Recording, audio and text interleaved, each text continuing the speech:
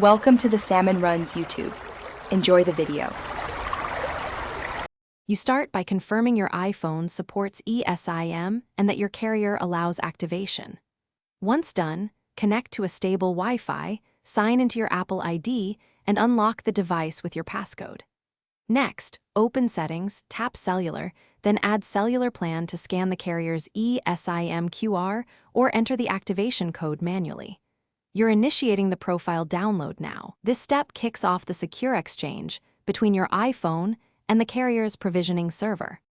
You scan the QR or paste the SMDP Plus address and activation code when prompted. This supplies the profile details. After the profile downloads, assign it a label like primary or secondary so you can identify lines quickly.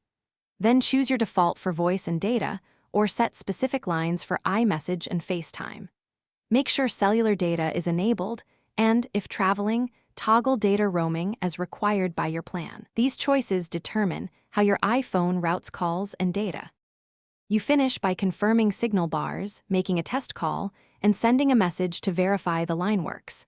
If the eSIM doesn't register, restart the iPhone first, then re-scan the QR or request the carrier push the profile again. Carriers can reissue activation from their portal. As a last resort, reset network settings to clear conflicts, but back up credentials first. Keep your IMEI and activation info handy when contacting support, so they can resolve provisioning issues quickly. Thanks for watching. Consider subscribing if we helped you.